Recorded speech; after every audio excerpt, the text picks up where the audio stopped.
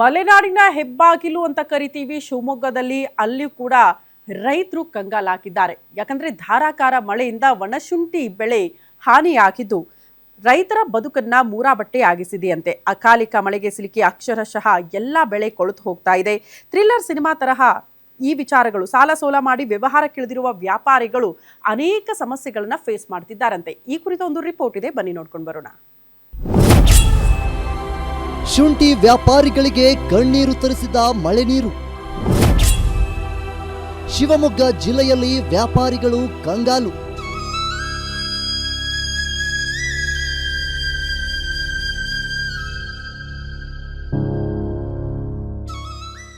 ಶಿವಮೊಗ್ಗ ಜಿಲ್ಲೆಯಾದ್ಯಂತ ಕಳೆದ ಕೆಲ ದಿನಗಳಿಂದ ಆಗಾಗ ಸುರಿಯುತ್ತಿರುವ ಅಕಾಲಿಕ ಮಳೆ ಸಾರ್ವಜನಿಕರಿಗೆ ತಂಪು ನೀಡಿದ್ರೆ ಒಣ ಶುಂಠಿ ವ್ಯಾಪಾರಿಗಳ ಪಾಲಿಗೆ ಮಾತ್ರ ಕಣ್ಣೀರು ತರಿಸಿದೆ. ಬಿಸಿಲು ಹೆಚ್ಚಿದೆ ಎಂಬ ಕಾರಣಕ್ಕೆ ವ್ಯಾಪಾರಿಗಳು ಟನ್ ಗಟ್ಟಲೆ ಶುಂಠಿಯನ್ನು ಕಣಗಳಲ್ಲಿ ಒಣ ಹಾಕಿದ್ರು.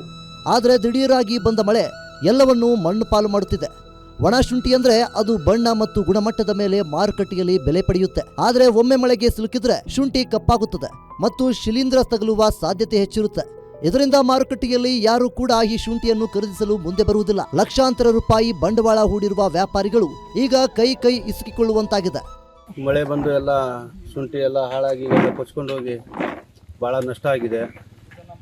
ಅದಕ್ಕೇನು ನಮಗೆ ಏನು ಮಾಡ್ಕೊಳಕ್ಕೇನು ಆಗ್ತಾ ಇಲ್ಲ. ಕಣ ಅವು ಇವು ಏನು ಮಾಡಿಕೊಡೋದು ಸರ್ಕಾರದಿಂದ ಏನು ಸವಲತ್ತು ಕೊಡ್ತಾ ಇಲ್ಲ.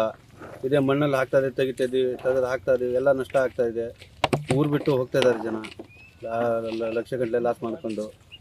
ಈಗೆಲ್ಲ ಸಮಸ್ಯೆ ಆಗ್ತಾ ಇದೆ. ಪದೇ ಪದೇ ಮಳೆ ಬರ್ತು. ಕೇವಲ ಪ್ರಕೃತಿಯ ಮೇಲೆಯೇ ಅವಲಂಬಿತವಾಗಿರುವ ವ್ಯಾಪಾರಿಗಳು ಸರ್ಕಾರದ ಮುಂದೆ ಒಂದು ಪ್ರಮುಖ ಬೇಡಿಕೆ ಇಟ್ಟಿದ್ದಾರೆ. ಶುಂಠಿ ಒಣಗಿಸಲು ಸುಸಜ್ಜಿತ ಶೆಡ್ಗಳನ್ನು ಸರ್ಕಾರ ನಿರ್ಮಿಸಿಕೊಡಬೇಕು. ಹಾಗೆಯೇ ಅಕಾಲಿಕ ಮಳೆಯಿಂದ ನಷ್ಟ ಅನುಭವಿಸಿರುವ ವ್ಯಾಪಾರಿಗಳಿಗೆ ಸೂಕ್ತ ಪರಿಹಾರ ಘೋಷಿಸಬೇಕೆಂದು ಒತ್ತಾಯಿಸಿದ್ದಾರೆ. ಶುಂಠಿ ವ್ಯಾಪಾರ ಮಾಡ್ತೇವೆ. ಅಕಾಲಿಕವಾಗಿ ಮಳೆ ಬಂದು ಶುಂಠಿ ಒಣಸಿದ ಶುಂಠಿ ಎಲ್ಲ ನೆಂದು, ಒಣ ಶುಂಠಿ ಎಲ್ಲ ನೆಂದು ಹಾಳಾಗಿದೆ. ಅದೇ ರೀತಿಯಲ್ಲಿ ಒಣಸಿದ್ದು ಮಳೆ ನೀರಿಗೆ ತೊಳ್ಕೊಂಡು ಹೋಗಿ ಲಕ್ಷಾಂತರ ರೂಪಾಯಿ ಲಾಸ್ ಆಗಿದೆ. ಅಕಾಲಿಕ ಮಳೆಯಿಂದ ತುಂಬಾ ವ್ಯಾಪಾರಸ್ಥರಿಗೆ ತೊಂದರೆ ಆಗ್ತಾ ಇದೆ. ಸಾಲ ಮೂಲ ಮಾಡಿ ಶುಂಠಿ ತಂದಿದ್ದೆ, ಮಳೆ ಬಂದು ಎಲ್ಲ ಕೊಚ್ಕೊಂಡು ಹೋಗಿದೆ.